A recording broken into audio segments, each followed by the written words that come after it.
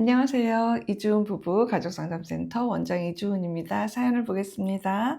안녕하세요. 저는 결혼한 지 6개월 된 신혼부부입니다. 아직 아이는 없고 남편과 둘이 살고 있습니다. 겉으로 보면 평범한 신혼인데 요즘 제 마음속에는 친정아버지 문제로 인한 고민이 크게 자리하고 있습니다. 저희 아버지는 술을 좋아하시는데 문제는 술을 드시면 술 주정이 심해지고 사람이 완전히 달라진다는 점입니다. 갑자기 목소리가 커지고 주변 사람들에게 시비를 걸거나 상대를 무시하는 말을 아무렇지 않게 하십니다. 특히 사위에게 술을 심하게 권하시고 남편이 마시지 않으면 남자가 그것도 못하냐, 사내답지 못하다 라며 화를 내십니다. 어릴 때부터 저는 이런 아버지 모습을 보며 자랐습니다. 동네 분들과 술을 마시면 항상 싸움이 나서 엄마와 제가 같이 나가서 말리고 집으로 데려오곤 했습니다. 그때마다 너무 창피하고 우리 집이 왜 이렇게 시끄러울까 하는 생각을 많이 했습니다. 상견례 때도 사실 너무 걱정이 돼서 아버지께 술은 절대 드시지 말아달라고 여러 번 부탁드렸습니다. 그런데 결국 약주를 하셨고 그 자리에서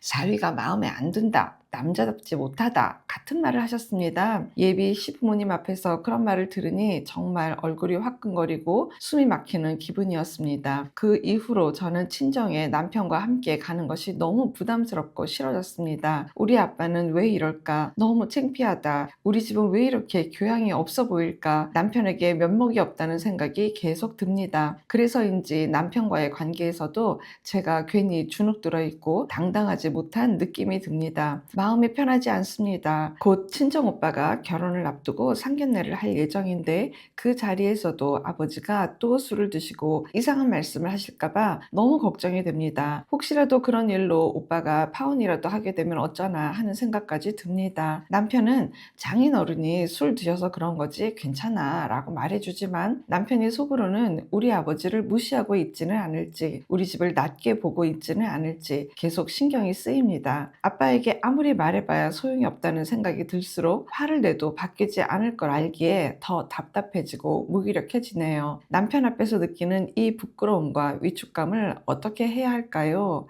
라고 글을 주셨습니다. 일단 얼마나 난처하시겠습니까? 뭐 이런 말을 할 수 없을 것 같아요. 정말 상견례 자리는 너무 어려운 자리인데 그 자리에서 사위가 뭐 술도 못한 남자답지 못하다 뭐 이제 이런 말씀하셨으니 사연자님 입장에서는 정말 너무 곤란했겠어요. 앞으로 또 친정오빠 상견례 자리도 있고 근데 그것보단 계속 만나 뵐 때마다 사위 앉혀놓고 이제 술 드시면서 이제 뭐 이런저런 막 함부로 말씀하시는 것들이 앞으로도 지속된다라는 차원에서는 사연자님 입장에서 심각하신 거죠. 근데 좀 다른 관점에서 이렇게도 좀 생각을 해봤으면 좋겠어요. 뭐 아버지를 꼭 이해한다 안 한다 이제 그 차원보다는 아버지한테서의 알코올은 학력이라든지 사회적인 위치를 갖고 있다든지 뭐 이제 이런 것처럼 하나의 큰 타이틀로 되어 있는 건 아닐까. 술을 먹고 이렇게 있으면 굉장히 과대 자아가 막 나오면서 원래 갖고 있는 것보다도 훨씬 더 뭔가 용기가 생기는 것 같고 내가 나를 그냥 지탱해 오는 방법, 유지해 오는 방법, 그냥 아버님만의 큰 트로피처럼 생각하는 하여튼간 술이 없으면 사위 앞에서 아버님이 굉장히 위축되고 쪼그라들고 뭘 해야 될지도 모르겠고 무슨 말을 해야 될지도 모르겠고 오히려 알코올이 빠지면 아버님 스스로가 어떻게 될지 모르실 것 같아요. 그러니까 알코올이 있어야 아버지는 유지가 되는 거예요. 나라는 사람이 유지가 되고 말을 하는 것도 굉장히 내가 되게 멋있게 하는 것처럼 보이고 막 이런 것들이 아버님을 지금 꾸미고 있는 내용인 거예요. 근데 이제 문제는 뭐냐면 그런 아버지를 정상적 사고를 갖고 있는 기준에서 왜 아버지가 저렇게밖에 못하느냐, 왜 저렇게 하느냐 이거를 갖고 계속 몇십 년을 얘기하는 것도 그래 이제는 내 쪽에서도 좀 기준을 좀 달리 설정을 해보자 라는 것도 필요한 거죠. 차라리 남편한테 아빠의 알코올릭은 굉장히 오래됐고 가족의 고통이고 그럼에도 불구하고 나는 잘 성장했고 그런 아버지를 이제는 그냥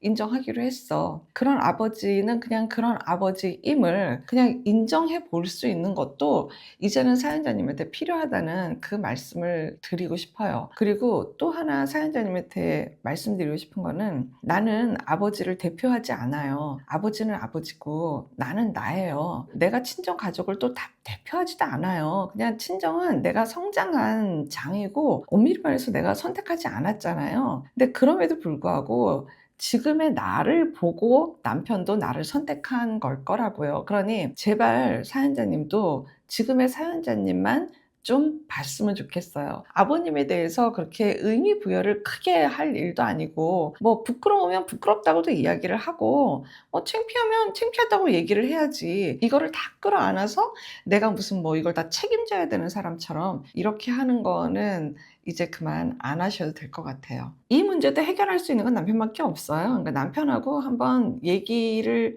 하고 남편한테 협조를 좀 구해보세요. 나는 친정에 가면 1시간 정도면 충분할 것 같아.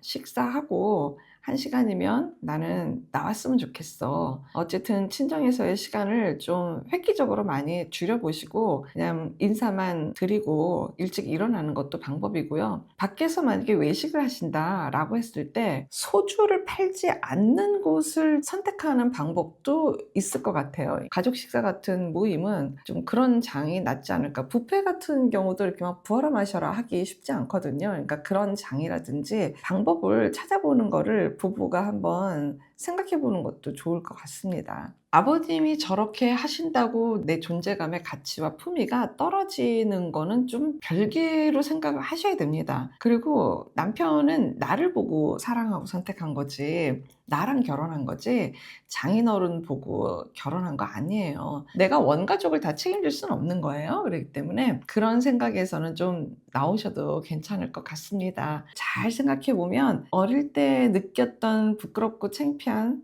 위축감, 이것이 성인 이후까지 끌어오느라고 더 휘말려서 힘든 게 아닌가 싶은 생각도 들거든요. 이제는 괜찮다라는 그 말씀 꼭 드리고 싶습니다.